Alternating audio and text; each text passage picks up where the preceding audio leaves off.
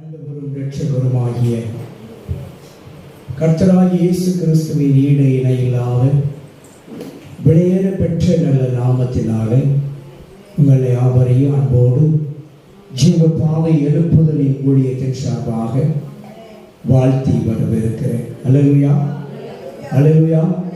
சந்தோஷமா இருக்கீங்களா? ஆண்டவர் நீங்களும் நானும் சந்தோஷமாக இருக்கிறத தான் விரும்புகிறார். அல்லேலூயா. அப்போஸ்தலனாகிய பவுல் அடிகளார் மூலியமாக எழுதுகிற பொழுது பரிசுத்த ஆவியானவர் அவர் உள்ளத்தில் ஏறி எழுதுகிறார், கர்த்தருக்குள் எப்பொழுது எப்படி இருங்க? சந்தோஷமாக இருங்க. அல்லேலூயா. இன்னைக்கு நம்ம வாழ்க்கையில சந்தோஷமாக இருக்குமா?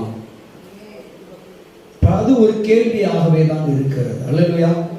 பகுதி ஸ்தோத்திரம். நம்முடைய வாழ்க்கையில பல பகுதியில ஒரு பகுதி துக்கம் இருக்கிறது, ஒரு பகுதி வேதனை இருக்கிறது, ஒரு பகுதி கலக்கம் இருக்கிறது, ஒரு பகுதி பயம் இருக்கிறது, ஏதோ ஒரு நேரத்துல தான் சந்தோஷம் இருக்கிறது. அல்லேலூயா.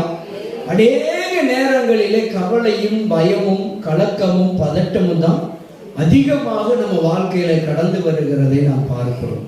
ஆனால் சந்தோஷமோ குறைவான காலங்களிலே குறைவான நேரங்களில தான் நம்மோடு கூட கடந்து வருகிறதை பார்க்கிறோம்.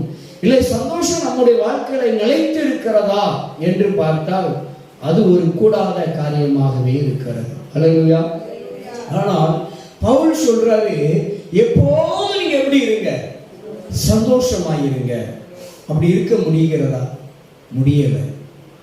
அல்லேலூயா.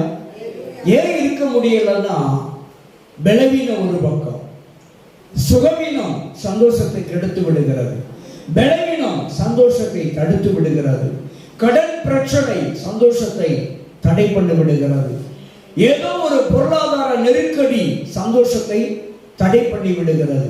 இப்படி ஏதோ ஒன்று நம்முடைய சந்தோஷத்தை சமாதானத்தை தடை பண்ணி கொண்டே இருக்கிறது. அல்லேலூயா. நம்முடைய சந்தோஷத்துக்கு தீர்வு தான் என்ன?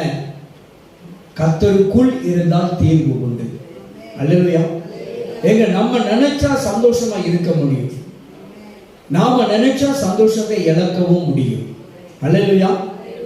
ஏனென்றால் மன ரம்மியமாக ஒரு மனிதன் எப்பொழுது வாழ கற்றுக்கொள்ளுகிறானோ அவனிடத்திலே சந்தோஷம் நிலைத்திருக்கும். அல்லேலூயா. அதான் வேதம் சொல்லுகிறது, போதும் என்ற மன நிறைவு, இருக்கிறதிலே திருப்தி அடைதல், கிடைத்த காரியத்திலே திருப்தி அடைதல், அதான் மன ரம்மியமான காரியம். அல்லேலூயா. அப்போ மன ரம்மியமாக நம்ம இருக்க கற்றுக்கொண்டோம் என்று சொன்னால் ஒருவேளை அந்த சந்தோஷம் நிலைத்து இருக்கக்கூடும். அல்லேலூயா. இன்றைக்கு மன ரம்மியமாக நம்மளால வாழ முடியாததுனாலதான் சந்தோஷத்தை சிறிது நேரத்திலே நம்ம இழந்து விட்டுகிறோம். அல்லேலூயா. பாருங்க, அப்ப சந்தோஷம் நம்மளோடு கூட ஏன் நிலைத்து இருக்க முடியல அப்படின்னா, மன ரம்மியமாக நம்மளால வாழ முடியல. அப்ப மன ரம்மியமான வாழ்க்கை எங்க இருக்கிறது? இப்படி ஏதோ ஒரு விதமான ஒவ்வொரு காரியத்திலும் கேள்வி கேள்வி கேள்வி மேல கேள்வி, தேடலின் மேல் தேடல். அல்லேலூயா. வாழ்க்கையில நமக்கு ஏதோ ஒரு விதத்துல ஏதோ ஒரு காரியத்திற்காக, சந்தோஷத்திற்காக, சமாதானத்துக்காக, நிம்மதிக்காக ஒவ்வொரு நாளும் ஒரு தேடல் இருந்து கொண்டேதான் இருக்கிறது.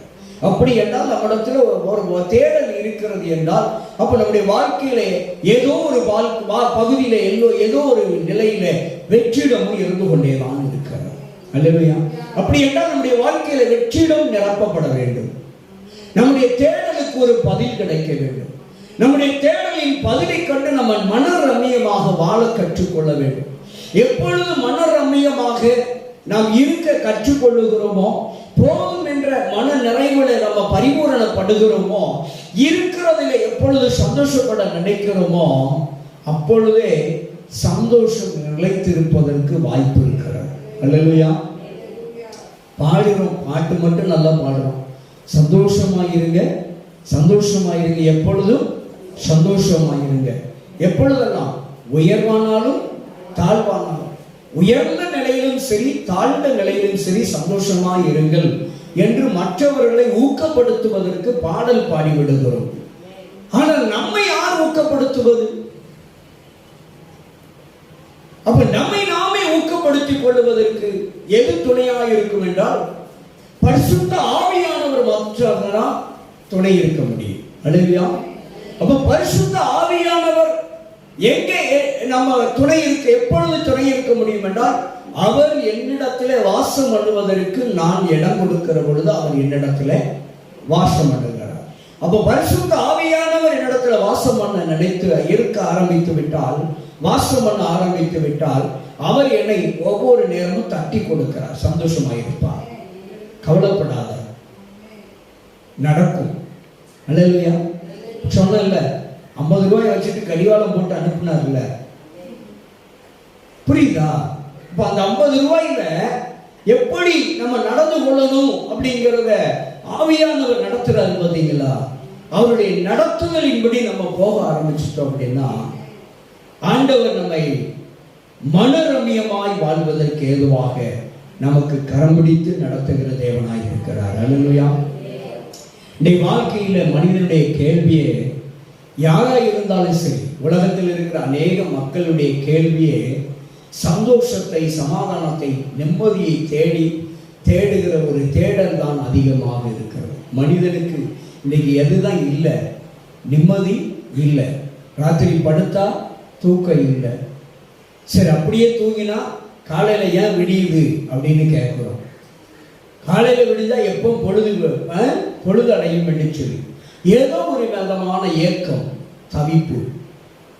விடியல் வந்து விட்டால் கடன்காரர்களை குறித்த பயம், பிள்ளைகளை குறித்த பயம், படிப்பை குறித்த பயம், வேலையை குறித்த, வருமானத்தை குறித்த, என்ன நடக்குமோ, எது நடக்க போகுதோ என்ற ஏதோ ஒரு விதமான பயம் நம்மளை துரத்தி கொண்டே இருக்கிறது. அடுத்து என்ன நடக்க போகிறது? என் பிள்ளைகளுக்கு என்ன நடக்க போகிறது? நம்ம நினைச்சது நம்ம பிள்ளைகளுக்கு நடக்குமா? நம்ம எதிர்பார்க்கிறது கிடைக்குமா? இப்படி ஏதோ ஒரு விதமான தேடலோடு ஒவ்வொரு நாளையும் நாம் ஓடிக்கொண்டே இருக்கிறோம். அப்ப நம்ம தேடலுக்கு எங்கதான் பதில் இருக்கு? கர்த்தரிடத்துல தான் இருக்குது. இல்லையா? அதான் ஆண்டவர் சொன்னாரு. வாசிக்கலாம். மத்தேயு சுவிசேஷம் 6வது அதிகாரம் 33வது வசனம் சொல்லுகிறது. மத்தேயு 6:33. முதலாவது தேவனுடைய ராஜ்யத்தையும் அவருடைய நீதியையும் தேடுங்கள், அப்பொழுது இவைகள் எல்லாம் உங்களுக்கு கொடுக்கப்படும். முதலாவது தேவனுடைய ராஜ்யத்தை நாம் என்றைக்கு தேட ஆரம்பிக்கிறோமோ அன்றைக்கு நமக்கு எதிர்பார்க்கிற காரியங்கள் எல்லாம் கிடைக்கிறதா இருக்கிறது. ஒவ்வொருத்தருக்கும் ஒவ்வொரு தேவை இருக்கிறது. ஒவ்வொருத்தருக்கும் ஒவ்வொரு விதமான எதிர்பார்ப்பு இருக்கிறது. படிக்கிற பிள்ளைக்கு படிப்பு மேல கவலை, அப்படிதானே? வேலைக்காய் காத்திருக்கிற பிள்ளைகளுக்கு வேலை குறித்த ஒரு கவலை, இடம் மாறுதலுக்காய் காத்திருக்கிற பிள்ளைகளுக்கு இடம் மாறுதலை குறித்த ஒரு கவலை, ப்ரமோஷனுக்கு காத்திருக்கிற பிள்ளைகளுக்கு பதவி உயர்வை குறித்த ஒரு கவலை, வருமானம் இல்லாத குடும்பத்துக்கு வருமானத்தை குறித்த ஒரு கவலை, வீடு இல்லாதவர்களுக்கு வீடை குறித்த ஒரு கவலை. இப்படி பட்டியல் நீண்டு கொண்டே போகிறது. ஆனால் ஆண்டவர் சொல்லுகிறார், முதலாவது தேவ ராஜ்யத்தை தேடு, முதலாவது தேவனுடைய பாதத்திலே கடந்து வா. இன்னைக்கு நம்ம கிட்ட பெரிய பிரச்சனை என்ன அப்படின்னா, தேவனை தேடுவதில் தான் பிரச்சனை இருக்கு. மனசு இடம் கொடுக்க மாட்டேங்குது. கவலை எங்கேயோ நம்மளை முடக்கி போட்டு விடுகிறது, எங்கேயோ நம்மளை தள்ளி விடுகிறது. கர்த்தரை தேட முடியல, ஜெபம் பண்ண முடியல. இன்னைக்கு அநேகர் குறைய சொல்ல முடியல. காரணம் அவங்க பிரச்சனையினால ஜெபம் பண்ண முடியல. ஜெபம் பண்ண முடியாததுனால விடுதலை பெறவும் முடியல. பிரச்சனைக்கு மேல பிரச்சனை, போராட்டத்துக்கு மேல போராட்டம். அல்லேலூயா. அப்ப நம்ம முதலாவது யாருடைய ராஜ்யத்தை தேடணும்? தேவ ராஜ்யத்தை. நாம நினைக்கிறோம் இந்த உலக ராஜ்யத்தை குறித்தே எதிர்பார்த்து கொண்டிருக்கிறோம். நாளைக்கு அது நடத்துறாதா? அரசாங்கத்தின் மூலியமா இது நடந்துராதா? அரசாங்கத்தின் மூலியமா இது கிடைத்து விடாதா? அப்படி வந்துடாதா? இப்படி வந்துடாதா? அப்படி கிடைச்சிடாதா? இப்படி கிடைச்சிடாதா? என்று சொல்லி இந்த உலக ராஜ்யத்தை குறித்து எதிர்பார்ப்பு இருக்கிறது. ஆனால் தேவ ராஜ்யத்தை குறித்து, தேவ ராஜ்யத்திலிருந்து ஒரு எதிர்பார்ப்பு நமக்கு இருக்கிறதா? கர்த்தர் நாளைக்கு எனக்கு இதை தருவாரு, கர்த்தர் எனக்கு நாளைக்கு என் பிள்ளைகளுக்கு இதை செய்வாரு, நாளைக்கு எனக்கு இது நடக்கும், நாளைக்கு அது நடக்கும் சொல்லி எந்த ராஜ்யத்தை? பரலோக ராஜ்யத்தை குறித்து, பரலோக கவர்மெண்ட் குறித்து, பரலோக அரசாங்கத்தை குறித்த ஒரு தேடல் நமக்கு இருக்கிறதா என்றால் இன்னைக்கு அநேக நேரங்களிலே குறைவாக தான் காணப்படுகிறது. அல்லேலூயா. அப்ப தேடல் நமக்கு என்ன இருக்கிறது? தேவனை நோக்கி. இன்னைக்கு உலக அரசாங்கத்தை குறித்து தான் ஒரு பார்வை. அரசாங்கம் இந்த லோனை தள்ளுபடி பண்ணாதா? இந்த நகைகளை தள்ளுபடி பண்ணிவிடாதா? குளத்து வேலையில 250 ரூபாய் சம்பளத்தை 500 ரூபாயா கொடுத்துறாதா? ஏதோ ஒரு விதமானது உலக ராஜ்யத்தில் எதிர்பார்க்கிறோம். என் பிள்ளைக்கு வேலை கொடுத்துறாதா? என் பிள்ளைக்கு இலவசமா நல்ல கல்வி கிடைத்து விடாதா? நல்ல மருத்துவம் கிடைத்து விடாதா என்று ஏதோ ஒரு இந்த உலகத்தினுடைய அரசாங்கத்துக்கிட்ட நம்ம எதிர்பார்க்கிறோம். ஏன் அந்த எதிர்பார்ப்பை பரலோக அரசாங்கத்திடத்தில் நம்மளால் வைக்க முடியவில்லை? பரலோக அரசாங்கத்தை எதிர்பார்த்தோம் அப்படின்னா நிச்சயமா கிடைக்கும். இல்லையா? ஏனென்றால் பரலோகத்தில் உள்ள கஜானா மட்டும் வற்றவே வற்றாது. பரலோக கஜானாவை யாரும் தொடச்சி போட முடியாது. இல்லையா? பரலோகத்தில் இருக்கிற கஜானா எப்பொழுது நிரம்பி வருகிறது? தன் ஜனங்களுக்காக கொடுப்பதற்காகவே தேவன் தன் கஜானாவை நிரப்பி வைத்திருக்கிறார். அல்லேலூயா. ஏனென்றால் அவர் ஐஸ்வர்ய சம்பந்தர், ஐஸ்வர்யம் உள்ளவர். நீங்களும் நானும் தேவனை சரியா தேட ஆரம்பிக்கிற பொழுது, தேவ ராஜ்யத்தை, பரலோக கவர்மெண்டை, பரலோகத்தின் அரசாங்கத்தை நாம் சரியாய் நாட தேட ஆரம்பிக்கிற பொழுது அவர் நமக்குரிய பங்கை, நமக்குரிய பலனை கொடுப்பதற்கு அவர் தயாராக ஆவலாக இருக்கிறார். அல்லேலூயா. இப்ப நாம சரியா தேட ஆரம்பிப்போமே, நம்ம கவலையெல்லாம் ஒரு புறம் தூக்கி தூர வைப்போம். பேதுரு சொல்றாருல்ல, 1 பேதுரு 5வது அதிகாரத்தில் 7வது வசனத்திலே சொல்லுகிற பொழுது,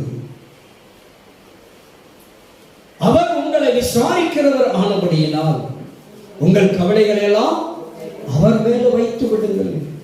பிள்ளைகளை குறித்து, குடும்பத்தை குறித்து, வருமானத்தை குறித்து, திருமண காரியத்தை குறித்து, வீட்டு காரியங்களை குறித்து, வீடு கட்டுகிற காரியத்தை, படிப்பு காரியத்தை குறித்து, எதிர்காலத்தை குறித்து இருக்கிற கவலையெல்லாம் யார் மேல வைக்கணுமா? கர்த்தர் மேல. கிறிஸ்து இயேசுவுக்குள் சகலத்தை நிறைவாக்குகிற தேவன் மீது நம்ம கவலையெல்லாம் வைக்க வேண்டும். அல்லேலூயா. அப்படி நம்ம வைக்க ஆரம்பித்து விட்டோம் என்று சொன்னால் நம்ம வாழ்க்கையில ஒரு நிறைவு காணப்படும். குறைவுகள் நீங்குவதற்கு பெரிய வாய்ப்பு இருக்கிறது. 1 கொரிந்தியர் 13வது அதிகாரம் 10வது வசனத்திலே அப்போஸ்தலனாகிய பவுலடிகளார் சொல்லுகிற பொழுது இவ்விதமாய் சொல்லுகிறார், நிறைவானது வருகிற பொழுது குறைவானது ஒழிந்து போகும். அப்ப என் தேடல் பரலோக ராஜ்யத்தை குறித்த ஒரு தேடல் இருக்குமானால் என் குறைவுகளை நிறைவானவர் வந்து நீக்கி போடுகிறவராய் இருக்கிறார். தேடல். என் குறை எப்பொழுது நிறைவாகும் என்றால், நான் பரலோக ராஜ்யத்தை, பரலோக அரசாங்கத்தை நாடுகிற பொழுது, பரலோக அரசாங்கத்தை தேடுகிற பொழுது, பரலோக அரசாங்கத்துக்காக, ராஜ்யத்துக்காக நான் காத்திருக்கிற பொழுது, தேவனுடைய ராஜ்யத்துக்காக நான் காத்திருக்கிற பொழுது என் தேவை பூர்த்தி ஆகிறது, என் கவலை மறைக்கப்படுகிறது. அல்லேலூயா. தேடலுக்குரிய பலன் எங்கே இருக்கிறது என்றால் தேவ சமூகத்தில் இருக்கிறது. அல்லேலூயா. தேவனை நாம் சரியாக தேடுகிறோமா என்று நம்மை நாம் ஒவ்வொரு நாளும் சுய பரிசோதனை செய்ய வேண்டும். நான் அடிக்கடி சொல்லுவதெல்லாம் தான், பெற்றோர்கள் நீங்கள் உங்கள் பிள்ளைகளுக்காக ஜெபம் பண்ணுங்கள். அல்லேலூயா. பிள்ளைகள் ஜெபிக்கிறார்களா ஜெபிக்கலையா என்று நம்ம எல்லாரும் என்ன செய்யறோம்னா, பிள்ளைகளுக்கு ஒரு அழுத்தம் கொடுக்கிறோம், பிள்ளைகளுக்கு ஒரு பிரஷர் கொடுக்கிறோம். ஜெபம் பண்ணு, பைபிள் படி சொல்றோம். ஏன் அந்த பிள்ளைகளுக்காக நாம் ஜெபிப்பது கிடையாது? யோசித்து பாருங்க. நீங்க எத்தனை பெற்றோர்கள் நம்முடைய பிள்ளைகளுக்காக, தன்னுடைய பிள்ளைகளுக்காக ஜெபிக்கிறார்கள்? தன்னுடைய குடும்பத்துக்காக, பேரம்பத்துக்காக, கணவருக்காக, மனைவிக்காக எத்தனை பேர் ஜெபிக்கிறார்கள்? அழுத்தம் கொடுக்கிறோம். செபிக்கணும். உங்க பிள்ளைகளுக்காக நீங்க செபிங்க. உங்க பிள்ளைகளுக்காக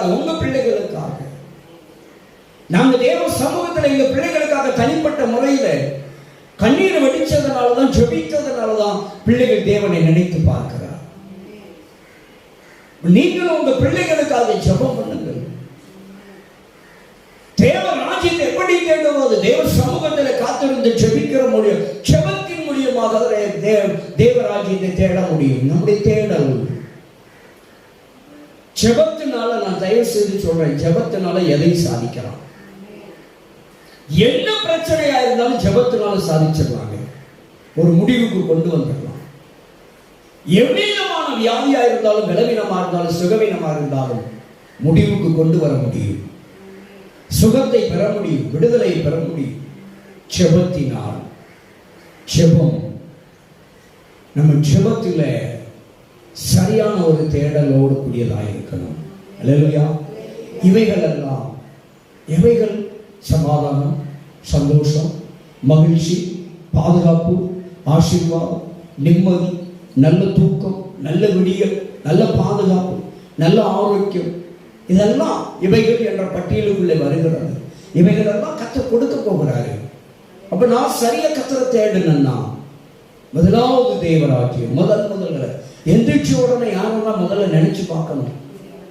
நம்ம எந்திரிக்கையில யாரெல்லாம் நினைக்கிறோம்? கடைக்காரன் இன்னைக்கு எத்தனை மணிக்கு வருவான்னு நினைக்கிறோம். நம்ம முதல் நினைப்பு எங்கதான் வருது? அதான் சொல்றேன், முதல் பேச்சும் முதல் மூச்சு கர்த்தருக்காக இருக்கணும். கர்த்தரை தேடு. எந்திரிச்ச உடனே கர்த்தரை தான் நினைக்கணுங்க. எந்திரிச்ச உடனே, நீங்க கண் விழித்த உடனே, முழிப்பு தட்டின உடனே யாரை நினைவுக்கு கொண்டு வரணும்னா, உங்க முன்னால யாரை கொண்டு வரணும்னா இயேசுவை கொண்டு வரணும். தேவ ராஜ்யத்தை கொண்டு வரணும். எந்திரிச்ச உடனே, கண்ணை முழிச்ச உடனே பால்காரன் மணி அடிச்சிருவான், பால்காரன் வந்துருவான், அதை நினைக்கிறோம். நியூஸ் பேப்பர்காரன் வந்துருவான், அதை நினைக்கிறோம். பால்காரன் வந்து இன்னைக்கு பாலுக்கு ரூபா கேட்பான். நியூஸ் பேப்பர்காரன் வந்தா நியூஸ் பேப்பருக்கு ரூபா கேட்பான். வீட்டுக்காரர் வந்தா வாடகை கேட்க வந்துருவாரு. கடைக்காரன் வந்தா வட்டி கேட்க வந்துருவான். குழு இன்னைக்கு கொடுக்கும். இதெல்லாம் எந்திரிச்ச உடனே நினைச்சிருக்கோம். ஆனா எதை நினைக்கணும்? முதல்ல இயேசுவை நினைக்கணும். ஆண்டவரே, இந்த நாளை நீங்க நடத்துங்க. சிம்பிள்ங்க, சிம்பிள். காலையில எந்திரிச்ச உடனே உங்களுடைய முதல் சிந்தனை, முதல் எண்ணம் எப்படி இருக்கணும்? ஏசப்பா, எங்க பிள்ளைகளை நினைச்சிருங்க, எங்க பிள்ளைகளை ஆசீர்வதிங்கப்பா. இந்த நாள் எங்க பிள்ளைகளுக்கு ஆசீர்வாதமா இருக்கட்டும். இந்த நாள் எங்க குடும்பத்துக்கு ஆசீர்வாதமா இருக்கட்டும். தலை மேல என்ன வேணாலும் பிரச்சனை இருக்கட்டும், வீட்டுக்குள்ள என்ன பிரச்சனை வேணாலும் இருக்கட்டும், எந்திரிச்ச உடனே ஏசப்பாவை தேடுங்க.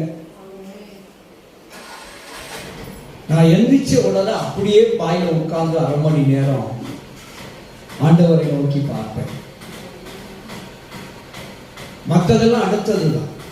எந்திரிச்சு அடுத்த சகல அப்படியே எந்திரிச்சு உட்கார்ந்துருவேன். தேவனை நோக்கி பார்ப்பேன். என் முதல் பார்வை, முதல் சிந்தனை, முதல் எண்ணம், முதல் கூப்பிடுதல், முதல் வார்த்தை எல்லாம் இயேசுவா இருக்கணும்னு நினைக்கிறேன். ஆனா இன்னைக்கு நம்ம எல்லாமே உலகத்தை தான் முன்னிலையில் வைக்கிறோம். உலக காரியத்தை தான் முன்னிலைமைப்படுத்துகிறோம். முதலாவது தேவராஜ்யம், தேவனை தான் நினைச்சு பார்க்கணும். கடைசிய படுக்கையில ஏசப்பாவை தான் நினைக்கணும். ஏசப்பான்னு சொல்லிட்டு படுத்து பாருங்க, நிம்மதியா தூங்கலாம். அல்லேலூயா, அல்லேலூயா. இன்னைக்கு நம்ம தேடல்ல இதுதாங்க குறை இருக்கு. தேடல்ல இப்படிப்பட்ட குறை, சின்ன சின்ன குறை தான், பெரிய குறையே கிடையாது. எந்திரிச்ச உடனே என்ன பண்ணுங்க? ஏசப்பா நினைச்சு பாருங்க. டெய்லி காலையில பைபிள் படிச்சு பாருங்க. அல்லேலூயா. சாப்பிடாம வீட்டை விட்டு வெளியே போக மாட்டோம், சாப்பிடாம வேலைக்கு போக மாட்டோம். எதுவுமே இல்லாட்டாலும் சாப்பிடாம இருக்குமா? இருக்க மாட்டோம். காலையில ஒரு சாப்பாடு சாப்பிடதான் செய்யறோம். ரொட்டீனா அந்த காரியம் நடக்கதான் செய்யுது. அப்ப நம்ம அப்பா பட்னியா போட்டிருக்காரா? இல்லையே. தினந்தோறும் நல்ல சாப்பாடு தந்திருக்கிறத சரதனை செய்யறாரு. அதே சாப்பாடு விசேஷித்த சாப்பாடா இருக்கணும்னா காலையில அவரை நினைச்சு பாருங்க. அந்த சாப்பாடு விசேஷித்த சாப்பாடாக மாறிடும். நல்லா யோசிச்சு பாருங்க. காலையில் அப்பாவை நினைச்சு பாருங்க. எந்திரிச்ச உடனே ஏசப்பாவுக்கு முதலிடம் கொடுங்க. ஒரு இடத்துக்கு புறப்பட்டீங்கன்னா அந்த புறப்படுறதுக்கு முன்னால ஏசப்பாவை நினைச்சிட்டு போங்க. எங்க போனாலும் பரவாயில்ல, ஏசப்பாவை நினைச்சு முதலிடம் அவருக்கு கொடுக்கணுங்க. என்றைக்கு நாம ஏசப்பாவுக்கு முதலாவது இடத்தை கொடுக்கிறோமோ அன்றைக்கு நாம ஆசீர்வதிக்கப்படுவோம்.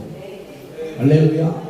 நம்ம ஆசீர்வாதத்தை ஆண்டவரை ஆசீர்வதிக்க மாட்டேன், உனக்கு ஆசீர்வாதத்தை கொடுக்க மாட்டேன்னு ஒரு நாளும் சொல்லவும் இல்லை, செய்யவும் மாட்டார். உங்களுக்குரிய ஆசீர்வாதம் உங்களுக்கு வெயிட்டிங்ல இருக்கு, காத்துக்கிட்டு இருக்குங்க. அல்லேலூயா. உங்க ஆசீர்வாதம் உங்க கையில தான் இருக்கு. தலைக்கு மேல ஃபேன் இருக்கும். அந்த ஃபேன் ஓடணும்னா எதிர்த்து போய் என்ன செய்யணும்? சுவிட்சை போடணும். நான் ஃபேன் இருக்கு, கரண்ட் இருக்கு, நான் சுவிட்சை போட மாட்டேன்னா நான் காற்றை அனுபவிக்க முடியாது. அப்படிதானே? அதனால் கிடைக்கிற பலனை நான் நினைச்ச முடியாது, அனுபவம் பண்ண முடியாது. அப்போ நான் ஒரு காரியத்தை செய்ய வேண்டி இருக்கிறது. நான் செய்ய வேண்டியதை நான் செய்ய வேண்டி இருக்கிறது. நான் போய் என்ன செய்யணும்? சுவிட்சை போடணும். அது என்னுடைய வேலை. அப்ப ஆண்டவர் எனக்காக எல்லாத்தையுமே வச்சிருக்கிறாரு. கடன் அடைக்க வழி வச்சிருக்கிறார், நோயை குணமாக்க வழி வச்சிருக்கிறாரு, குடும்பத்தை உயர்த்த வழி வச்சிருக்கிறாரு, பிள்ளைகளை ஆசீர்வதிக்க வழி வச்சிருக்கிறாரு, பிள்ளைகள் குடும்பத்தை உயர்த்த ஆசீர்வதிக்கிறார், நோயை குணமாக்க வியாதியை குணமாக்க வழி வச்சிருக்கிறார், எல்லாமே வச்சிருக்கிறாரு.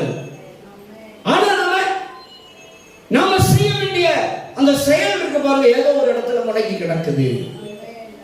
தயவு செய்து சொல்றேன், முடங்கி கிடக்காதுங்க, செயல்படுங்க. உங்க பிள்ளைகளுக்காக முழங்கால் போட முடியலன்னா உட்கார்ந்து நானும் ஜெபம் பண்ணுங்க. இல்ல சாப்பிடாம என்ன ஜெபம் பண்ண முடியலன்னு ஒத்துழைக்கலையா சரீரம், சாப்பிட்டுட்டு ஜெபம் பண்ணுங்க. இப்படி ஏதோ ஒரு விதத்தில் எப்படியாவது கர்த்தரை தேடுங்க. எந்த வகையிலாவது கர்த்தரை தேடுங்க. ஆண்டவரே ஒண்ணுமே செய்ய வேண்டாம், விடிய விடிய கேளுங்க. ஒரே ஒரு வார்த்தை சொல்லு, இசப்பா இறங்குங்கப்பா, மனம் இறங்கும், மனம் இறங்கும், மனம் இறங்கும், மனம் இறங்கும். ஒரே ஒரு வார்த்தை தாங்க. யாக்கோபு விடிய விடிய சொல்லிட்டு இருந்தாரு, ஒண்ணுமே சொல்லல. என்ன சொல்லிட்டு இருந்தாருன்னா ஒரே ஒரு வார்த்தை தான், விடிய விடிய அதான் சொல்லியிருக்கேன், என்னை ஆசீர்வதித்தால் வெளியே விட மாட்டேன், என்னை ஆசீர்வதித்தால் வெளியவுமே விட மாட்டேன். எண்ணத்துல ஆசீர்வதிக்கணுங்கிறது அவருக்கு தெரியும். அதனாலதான் ஒரே வார்த்தையில முடிச்சுட்டார், நீ என்னை ஆசீர்வதித்தால் வெளியே நான் உண்மை விட விடிய விடிய சொல்லியிருக்காரு. நீங்க கேளுங்க. உங்க பிரச்சனை, உங்க வேண்டுதல், விண்ணப்பம், உங்க தேவைகள் எல்லாத்தையும் அவர் அறிவார். ஆண்டவரே மனம் இறங்குங்கப்பா, என் பிள்ளைக்கு மனம் இறங்குங்க, என் குடும்பத்துக்கு மனம் இறங்குங்க. ஆண்டவரே இரக்கமாயிரும். இதை விடிய விடிய சொல்லி பாருங்க, இது ஒரு பெரிய தாரகம் வந்துடும். இயேசுவே இரக்கமாயிரும். 1000 முறை சொல்லி பாருங்க, விடிய விடிய சொல்லி பாருங்க, ஒண்ணுமே சொல்ல வேண்டாம். இயேசுவே எங்கள் மீது இரக்கமாயிரும் என்று சொல்லி ஒரே ஒரு வார்த்தை, இதை தாரக மந்திரமாய் எடுத்து ஆண்டவர் சமூகத்தில் நீங்க தார்மீக பொறுப்படுத்த உட்கார்ந்து பாருங்க. உங்க பிள்ளைகளுக்காக தார்மீக பொறுப்படுங்க. அல்லேலூயா. இயேசுவே பிள்ளைக்கு மனம் இறங்கும். நான்லாம் என் பிள்ளை, நாங்கள் ஆரம்ப காலத்தில் என் பிள்ளை, என் சின்ன பிள்ளைக்கு அடிக்கடி பலவீனம் வரும். என் மனைவி, என் வீட்டில் அவங்க அம்மா எல்லாரும் ஆஸ்பத்திரிக்கு ஓடுறதுலேருந்து தீவிரமாக இருப்பாங்க. ஆனால் நான் அங்கே போக நான் தீவிரப்பட மாட்டேன். நான் ஒரு உத்தரவாதம் எடுப்பேன். என் பிள்ளைக்காக ஒரு தார்மீக பொருட்படுத்தி ஒரே ஒரு வார்த்தை சொல்லுவேன், ஆண்டவரே இறங்குங்கப்பா, உங்க ஊழியத்தை செய்யறேன் ஆண்டவரே, நீர் தானே எங்களுக்கு பரம வைத்தியர். அல்லேலூயா. நாங்க இந்த ராத்திரியில எந்த டாக்டர்கிட்ட போக முடியும்? சரி, அப்படியே ஒரு நாள் ஒருவேளை டாக்டர்கிட்ட போனாலும் எங்ககிட்ட பணம் இல்லை ஆண்டவரே, உங்களை விட்டா எங்களுக்கு வேற என்ன உண்டு? இறங்குங்க. கேளுங்க, உட்கார்ந்து இருக்கிறார் ஆண்டவர். எங்களை அப்படிதான் எங்களுக்கு உதவி செய்கிறார். நாங்கள் ஆண்டவரை இப்படிதான் பிடிச்சுக்கிட்டு இருக்கிறோம். இறங்குங்க ஆண்டவரே, இறங்குங்க ஆண்டவரே. தார்மீக பொறுப்பு எடுக்கணுங்க. நம்ம குடும்பத்தின் மீது, நம்ம பிள்ளைகள் மீது, தேவனிடத்திலே முதலாவது தேவனுடைய ராஜ்யத்தை தேடுகிற காரியத்திலே முதன்மையான இடத்தை கொடுப்பதற்கு தார்மீக பொறுப்பெடுக்க வேண்டும்.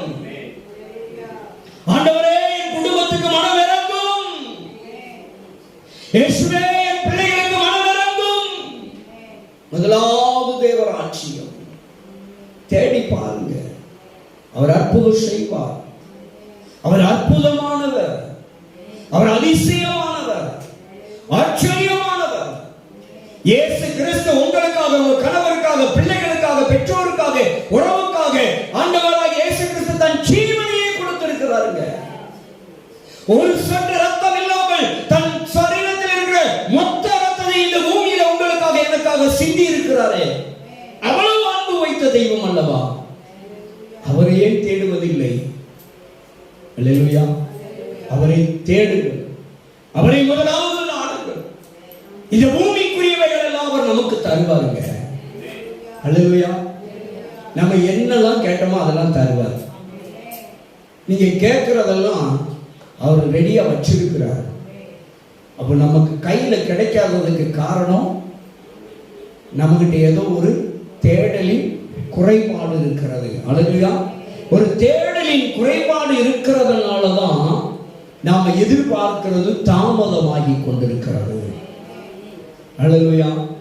தேவ பிள்ளைகளை ஏசப்பா நிச்சயமா பெரிய காரியங்களை செய்வார். வியாதியை கண்டு வருத்தப்படாதங்க, வியாதியை சுகமாக்குவார். கடன் அடைக்கிறதுக்கு அவரால் முடியும். அல்லேலூயா. எவ்வளவு கடன் இருந்தாலும் கவலைப்படாதங்க, அவர் உதவி செய்வார். யாரை கொண்டாவது எவரை கொண்டாவது உதவி செய்வார். அல்லேலூயா. ஒரு பிள்ளைகளுக்கு நல்ல காரியம் நடப்பதற்கு தாமதமாகிறது, தடையாகிறது என்று வருத்தத்தோடு இருப்பீர்கள் என்று சொன்னால் அந்த தடைகளையும் தாமதத்தை கர்த்தர் விலக்கி போடுவார். நல்ல காரியம் நடக்கும். அல்லேலூயா. எங்களுக்கு நன்மை செய்த கர்த்தர் உங்களுக்கு நன்மை செய்வார். நாங்க ஆராதிக்கிற கர்த்தர் தாங்க நீங்களும் ஆராதிக்கிறீங்க. அவர் கைவிட மாட்டாருங்க. உங்க பிள்ளைகளை மறுபடியும் வாழ வைப்பார். உங்க பிள்ளைகளை மறுபடியும் எழுப்பி பிரகாசிக்க பண்ணுவார். உங்க பிள்ளைகளை மறுபடியும் தலை நிமிர்ந்து நிற்க வைப்பார். முதலாவது தேவ ராஜ்யத்தை தேடுங்க, அவர் கைவிட மாட்டார். முதலாவது எல்லா விதத்திலும் தேவனுக்கு முதலிடம் கொடுத்து பாருங்க. நல்ல செபிக்க பாருங்க, வேதத்தை வாசிக்க பாருங்க, எழுந்த உடனே கர்த்தரை தேட பாருங்க. முதலாவது சிந்தனை, முதலாவது பேச்சு, முதலாவது பார்வை, முதலாவது எண்ணங்கள் எல்லாம் முதலாவது எல்லாமே இயேசு, எல்லாம் இயேசு. அல்லேலூயா. இயேசுவுக்கு முதலிடம் கொடுத்தார் நம்ம வாழ்க்கையில பெரிய மாற்றத்தை காண முடியும். நம்ம வாழ்க்கையில பெரிய மாற்றத்தை குடும்பத்திலே காண முடியும். முதலிடம் இயேசுவுக்கு கொடுக்க வேண்டும். அல்லேலூயா. தேவ சமூகத்தில் முதலிடம் கொடுங்க. நான் அப்பா கிட்ட கேட்டுட்டு இருக்காது, ஆண்டவரே தினந்தோறும் உங்க பாதத்தில் உட்காரணும், தினந்தோறும். அதனாலதான் ஓடி ஓடி அங்கங்க ஊழியத்தை ஆரம்பிக்கிறேன். தினந்தோறும் ஊழியம் செய்ய சப்பாவுக்கு, தினந்தோறும் உங்க பாதத்துல காத்திருக்கணும். அப்படி நான் இருந்தாதான் நான் ஆசீர்வதிக்கப்பட முடியும். நான் எதிர்பார்க்கிறது, நான் கேட்டதெல்லாம் கிடைக்கணும். அப்படின்னா உலக வரைபடத்தில் எல்லா இடங்களிலும் என்னுடைய கரத்திலே தந்திருக்கிற அந்த ஊழியம் பிரஸ்தாபப்பட வேண்டும் என்றால், அல்லேலூயா, ஆண்டவருக்காக நாம் ஓட வேண்டும், உழைக்க வேண்டும், முதலிடம் கொடுக்கணும். அதை நான் விரும்புகிறேன். அதனால கர்த்தர் நம்மளை நடத்துகிறார். அல்லேலூயா, அல்லேலூயா. ஏன் எப்படியாவது ஆண்டவருடைய ஊழியத்தை யாரு வந்தாலும் வரட்டில் ஏன் நடத்தணும் அப்படின்னா, எப்படியோ ஏதோ ஒரு விதத்துல இங்க நடத்தப்படுகிற, இங்க பேசப்படுகிற அந்த செய்தி ஒரு 100 பேர் பார்த்து கொண்டுதான் இருக்கிறாங்க. 100 பேருக்கு 1000 பேருக்கு கடந்து போகிறது, பார்த்து கொண்டு இருக்கிறார்கள். ஏதோ ஒரு விதத்தில் சும்மா தொடங்கணும். யூடியூப்பை யாரோ ஒருத்தர் தொடங்கி விட்டார், சாதாரணமா தொடங்கணும். இன்னைக்கு ஆண்டுடைய கிருபையில அநேகருக்கு பிரயோஜனமாக இருக்கிறது. ஏன் சொல்றேன் அப்படின்னா, அப்ப நமக்கு இப்ப அடுத்த லெவலுக்கு போகணும்னு ஆசை வருது. அப்ப அதையும் ஆண்டவர் நமக்கு தரணும். அப்படின்னா ஆண்டவர் கொடுத்து ஆசீர்வதிக்கணும். அப்படின்னா நாம் தேவனுக்கு நான் இன்னும் என்ன செய்ய வேண்டும், இன்னும் நான் தேவனை எவ்வளவு தேடணும்னு சொல்லி பிரயாசப்படுகிறேன். தேவ பிள்ளைகளை, தேவனை நம்ம எவ்வளவு பிரயாசப்படுகிறோமோ அவ்வளவு கர்த்தர் நம்மளை உயர்த்துகிறவராக இருக்கிறார். அல்லேலூயா. இந்த நாட்களிலே புதிய புதிய ஜனங்களை சந்தித்துக் கொண்டே இருக்கிறேன். புது புது குடும்பங்களை சந்தித்துக் கொண்டே இருக்கிறேன். எப்போ வந்தாலும் போகணும், ஒன்று கோயம்புத்தூருக்கு, ஒன்று திருப்பூருக்கு, ஒன்று சேலந்து, ஒன்று சென்னைக்கு, ஒன்று பெங்களூருக்கு, பாம்பேக்கு, எங்கேயோ இருந்து போன் பண்ணி ஷோன் பண்ணிக்கொண்டே இருக்கிறாங்க. ஏதோ ஒரு விதத்தில் ஆண்டவர் என்னை ஒரு பாத்திரமாக வைத்திருக்கிறார். அல்லேலூயா. ஏன் சொல்ற அப்படின்னா, ஆண்டவருக்கு முதலிட நம்ம கொடுக்கணுங்க. ஆண்டவருக்கு முக்கியத்துவம் கொடுக்கணும். நம்ம அவரை சரியா தேட ஆரம்பிக்கணும். காலையில் எந்திரிச்சோன்னு அவரை தேடுங்க. ராத்திரி படுக்கையில எசப்பான்னு சொல்லிட்டு குப்புற விழுந்தாலும் சரிதான், அவர் பார்த்துக்கிறார். அல்லேலூயா. நல்லா யோசித்து பாருங்க. யோசேப்பை குழியில தூக்கி போட்டுட்டாங்க. எந்த அளவுக்கு கத்தி இருப்பான். குழியில அண்ணம்மாரு கூட சேர்ந்து பண்ணிட்டான். யோசேப்பை குழியில தூக்கி போட்டாங்க. ஒரு பெரிய குழி புதருக்குள்ள தூக்கி போட்டாங்க. போட்டுட்டு பக்கத்துல ஆடு வச்சுட்டு இருக்கிறான். கத்துறான், என்னை காப்பாற்றுங்க சகோதரனே, என்னை காப்பாற்று, நல்லா என்னை காப்பாற்றுன்னு சொல்லி கதறுகிறான். ஓ என்று பாரி வைத்து கதறி கூக்குரலின் சத்தம் பாதி சகோதரனுக்கு கல்மானது. ஒரு சிலருக்கு ஐயோ நம் சகோதரனுக்கு நாம் ஏன் தீங்கி விளைவிக்க வேண்டும் என்று சொல்லி மனம் பரிதவிக்கிறது. ஒரு சிலருக்கு சகோதரர்கள் உடன் பிறந்த சகோதரன் எங்க தூக்கி போட்டாங்க? புதருக்குள்ள குழிக்குள்ள தூக்கி போட்டாங்க. கதர்னா கத்தனா. அண்ணன் தம்பி கேட்டானா இல்லையோ, கத்தர் கேட்டார். அல்லேலூயா, அல்லேலூயா. தேவ பிள்ளைகளை அந்த நேரத்தில் பார்த்து அரபியர்கள் கடந்து வருகிறார்கள். அந்த நேரம் பார்த்து மனிதர்களை விலைக்கு வாங்குகிற அடிமைகளாய் பணம் கொடுத்து வாங்கக்கூடிய நபர்கள் கடந்து வருகிறார். ஆண்டவர் பார்த்தீங்களா, ஒரு மனுஷனை உயிரை காப்பாத்தனா எந்த வகையா காப்பாத்திடுவாங்க. நாம நினைக்கலாம் அவனை வித்து போட்டுட்டாங்கன்னு. இல்ல, அவனை விற்க வச்சதுக்கு ஒரு நோக்கம் இருந்துச்சு. அவன் உயிர் இருக்கணும், அவன் சாகக்கூடாது. ஏன் அவன் கண்ட தரிசனம் பலிக்கணுங்க. அவன் கண்ட தரிசனத்தை நிறைவேற்றணும். அதற்காகத்தான். அல்லேலூயா. அதனால குழியில இருந்து மறுபடியும் மனசு கேட்கல, சரி இவனை கொண்டு போடுறதை விட தகப்பனாட்ட வேற வழி, இன்னொரு வேற வழியை சொல்லிக்கலாம்னு சொல்லிட்டு இன்னொரு ப்ராடக்ட், அதான் ஒரு பொய்யை மறைக்க 1000 பொய் தயார் பண்ணணும். பார்த்துருக்கீங்களா? ஒரு பொய்யை மறைக்கிறதுக்கு 1000 பொய்யை தயார் பண்ணணுங்க. தயார் பண்ணாதான் ஒரு பொய்யை மறைக்க முடியும். அதே பொய்யை நீங்க மறைக்காம சொன்னா எந்த பொய்யும் தயார் பண்ண வேண்டிய அவசியம் இல்லை. இல்லையா? அதான் அந்த காலத்துல சொன்னாங்க, சாட்சிக்காரன் காலில் போய் விழுததை விட டைரக்டா சண்டைக்காரன் காலிலே விழுந்துட்டா பிரச்சனை தீர்ந்துடும். அல்லேலூயா, அல்லேலூயா. நேர சண்டைக்காரன் போய் சமரசம் ஆயிட்டுமா அந்த பிரச்சனைக்கு முற்றுப்புள்ளி வந்துடும். சாட்சிக்காரன் போய் கெஞ்சு அவன் இதான் ஜாமீன் சொல்லி நம்மளை பதம் முடிப்பான். எவ்வளவு அருமையான பழமொழிகள் பார்த்தீங்களா? பாருங்க, ஆண்டவர் என்ன பார்த்தாருன்னா யோசேப்பை பார்த்தாரு. இவனுக்கு தரிசனம் இருக்கு, கர்த்தர் கொடுத்த தரிசனம் இருக்கு. நெல்மணிகள் எல்லாம் இவனை வணங்கணும். அதை விட பெரிய பெரிய விஷயம் என்ன தெரியுமா? போய் சொல்றான், தரிசனத்தை சொப்பனத்தை சொன்னான். சகோதரர்களாம் கேள்வி செஞ்சாங்க, நாங்களாம் உங்களை வணங்கணுமா? நீ அவ்வளவு பெரிய ஆளா? நாங்க எல்லாரும் காலை விழுந்து வணங்கணும்னு நினைக்கிற நீ, எல்லாரும் நீ ஆளணும்னு நினைக்கிற நீ, எங்களுக்கு தலைவரா இருக்குன்னு நினைக்கிறியா? அப்படி என்று நகைத்தார்கள், கேலி செய்தார்கள், கிண்டல் செய்தார்கள். அதற்கப்புறம் இன்னொரு சொப்பனத்தை இன்னொன்னு சொன்னான். இதோட உடல் ஆண்டவர் இன்னொன்னு சொல்லியிருக்காரப்பா, இன்னொன்னு காண்பிச்சிருக்கிறாருன்னா சொல்லதுக்கு தயங்குதான் அப்பா கிட்ட. அப்பா சொல்றாரு, கர்த்தர் காமிச்சதை நீ மறைக்காத சொல்லு சொன்னாரு. இது மட்டும் வணங்கினது இல்ல, சூரியனும் சந்திரனும் இதை வணங்கியது என்று சொன்ன உடனே தகப்பனாருக்கு கோபம் வந்துட்டு யாக்கோபுக்கு. அப்படி என்றால் தகப்பனும் தாயுமாகி நாங்களும் உன்னை வணங்கணுமா என்றெல்லாம் கோபப்படக்கூடிய அளவுக்கு வந்தது. அல்லேலூயா. இதையெல்லாம் கேட்ட உடனே அவர்களுக்கு பொறாமை, சகோதரர்களுக்குள்ளே பொறாமை வந்துதான் அவனை எப்படியாவது கொண்டு போட்டுறணும் இப்படி. ஆனா அவன் தேவனை உண்மையாய் தேடினதுனால, முதலாவது தேவனுக்கு இடம் கொடுத்ததுனால தேவன் அவனை எப்படி எப்படியெல்லாம் காப்பாற்றி கொண்டு போனாரு பார்த்தீங்களா?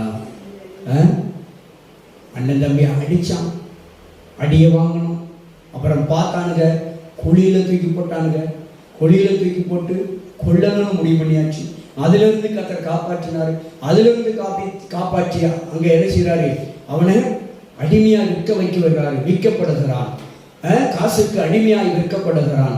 அவர்கள் அவனுடைய தேசத்துக்கு அடிமையாய் கொண்டு போகிறார்கள். போகிற இடத்துல அவன் அங்க எங்கே செல்லுகிறான்? போற்றிபார் வீட்டிற்கு.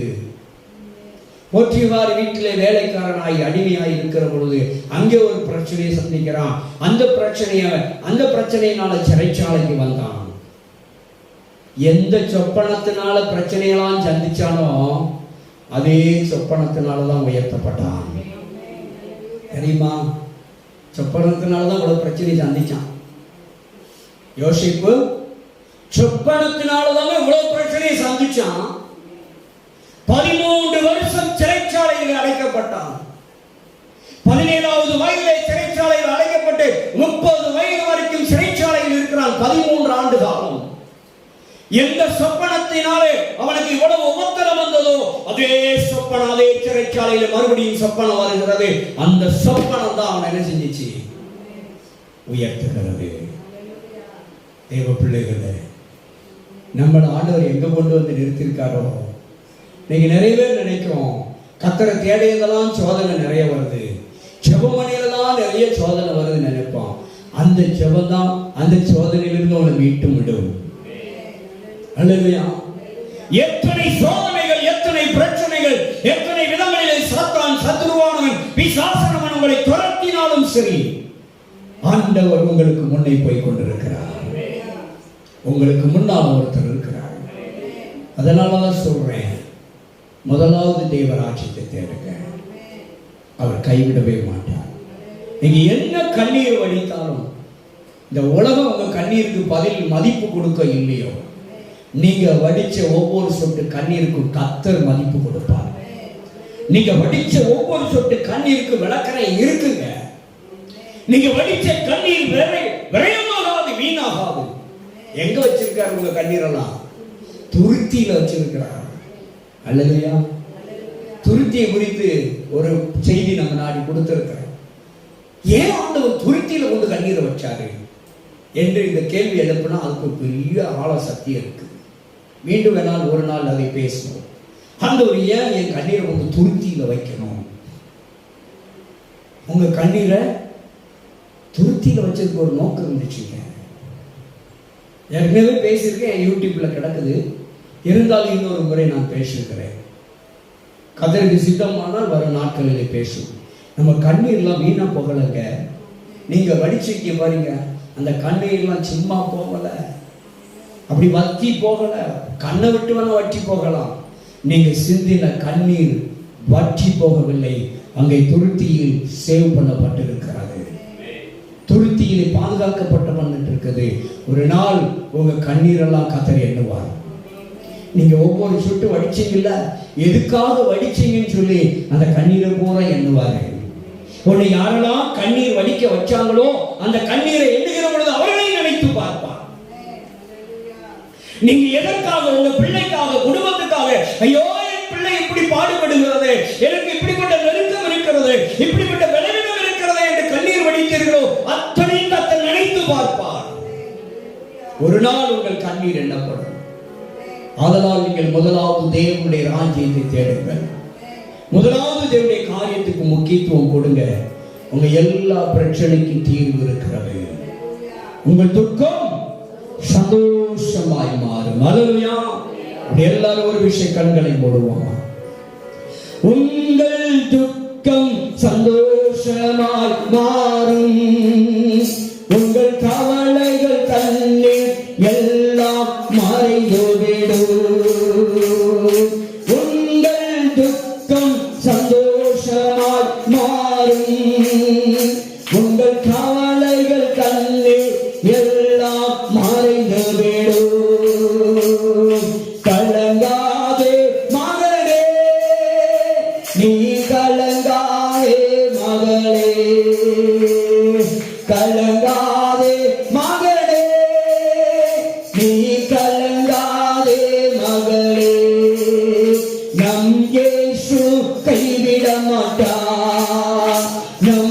இயேசு கைவிட மாட்டார்.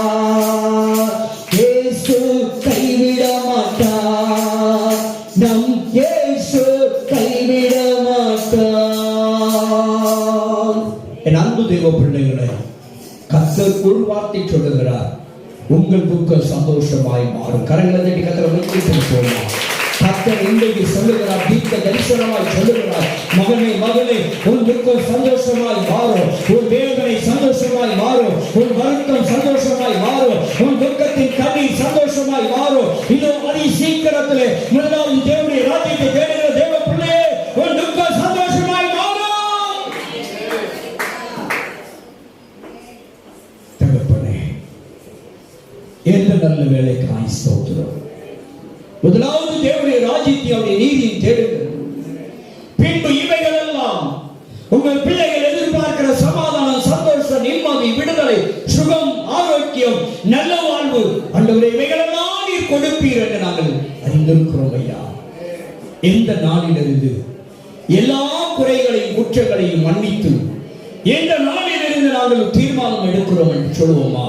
ஆண்டவரே, முதலாவது உங்களுடைய ராஜ்யத்தை நாங்கள் தேட தீர்மானம் எடுக்கிறோம். நாங்கள் வாழ்க்கையிலே சந்தோஷமாய் வாழ்வதற்கு, நாங்கள் வாழ்க்கையிலே நிம்மதியாய் வாழ்வதற்கு, கடன் இல்லாமல், வியாதி இல்லாமல், வருத்தம் இல்லாமல், கவலை இல்லாமல், சண்டை இல்லாமல், வழக்கு இல்லாமல் நாங்கள் வாழ்வதற்கு இந்த நாளில் அவர் தீர்மானம் எடுக்கிறோம் ஐயா. முதலாவது உங்களுடைய ராஜ்யத்தை தேட முடியாது, ஒரு தீர்மானம் எடுக்கிறோம் ஆண்டவர். இந்த தீர்மானத்துக்குற்ற பலனை கர்த்தர் கொடுப்பீராக ஆண்டவரே.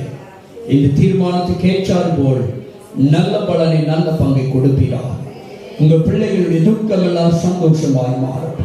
வேதனை, கவலை, வருத்தம், வியாதி, கடன், எல்லா பிரச்சனைகள், வழக்குகள், வாதுகள் எல்லாம் நீங்கி போகட்டும். சமாதானம், சந்தோஷமும், மகிழ்ச்சியும், நிம்மதியும் இயேசுவின் நாமத்தினால் உங்கள் பிள்ளைகளுக்கு இவைகள் கிடைக்கட்டும். விடுதலை கிடைக்கட்டும், சுகம் கிடைக்கட்டும், ஆரோக்கியம் கிடைக்கட்டும், அற்புதம் நடக்கட்டும் ஆண்டவரே. திருமண தடைகள் நீங்கட்டும், குழந்தை வாக்கியங்கள் கிடைக்கட்டும், வீடு வாசல்களை கட்டி முடிக்கட்டும் ஆண்டவரே. வீடு வாசல்களை வாங்கட்டும், வாகனங்களை வாங்கட்டும், வேலை வாய்ப்புகள் கிடைக்கட்டும், நல்ல படிப்பை பெற்றுக்கொள்ளட்டும், நல்ல கல்விமானி நாவை கொடுங்க, பிள்ளைகள் மேலோங்கட்டும் படிப்பிலே. கர்த்தர் அற்புதம் செய்யுங்க, கர்த்தர் நன்மை செய்யப்பா. பிள்ளைகளுடைய வாழ்க்கையில் இருக்கிற போராட்டங்கள், காராட்டங்கள், வழக்குகள் எல்லாவற்றிலும் தேவன் நன்மை செய்கிறாங்க. பிள்ளைகளுக்கு அற்புதம் செய்யப்பா. பிள்ளைகளை விடுதலையாக்குங்க, குடும்பங்களை விடுதலையாக்குங்க, சகோதரர்களை விடுதலையாக்குங்க, சகோதரிகளை விடுதலையாக்குங்க. மாந்திரீக கிரிகள், செய்வனை கிரிகள், ஏவலின் கிரிகள், பிசாசின் கிரிகள், பிசாசின் போராட்டங்களிலே சிக்கி தவிக்கிற ஆண்டவரே, பிள்ளைகள் விடுதலையாகட்டும் இயேசுவின் நாமத்தில். வழக்குகளில் இருந்து, பிரச்சனையில் இருந்து, சண்டையில் இருந்து, போராட்டத்தில் இருந்து, வருத்தத்தில் இருந்து, உங்க பிள்ளைகள் வியாதியில் இருந்து விடுதலை பெற வேண்டும் இயேசுவின் நாமத்தில். அற்புதம் செய்யப்பா, அற்புதம் செய். அப்படியே நீ செய்வதற்காக ஸ்தோத்திரம். நல்ல காரியத்தை நடத்தி தருவதற்காக ஸ்தோத்திரம். தடைகள் எல்லாம் நீக்கப்படுவதற்காக ஸ்தோத்திரம். எல்லா நுகங்களை முடித்து கொடுவதற்காக ஸ்தோத்திரம். எல்லா கட்டுகளை இன்றைக்கு கர்த்தர் அறுப்பதற்காக ஸ்தோத்திரம். தேவன் பெரிய காரியங்களை செய்யும். நீர் அப்படியே செய்து உம்முடைய ஜனங்களை சந்தோஷமாய் வாழ வைக்கப்படுவதற்காய், ஆசீர்வாதமாய் வாழ வைக்கப்படுவதற்காய், வறட்சி, வெறுமை, வறுமை, தரித்திரம் எல்லாவற்றையும் நீக்கி உங்க பிள்ளைகளை செழிப்பாய் சந்தோஷமாய் வாழ வைக்கப்படுவதற்காய் நன்றி ராஜா. இயேசுவே உமக்கு நன்றி. நீர் அப்படியே செய்வதற்காய் நன்றி. இயேசுவின் நாமத்தில் ஜெயம் எடுக்கிறோம், ஜீவனுள்ள நல்ல பிதாவே, ஆமென். எல்லாரும் சேர்ந்து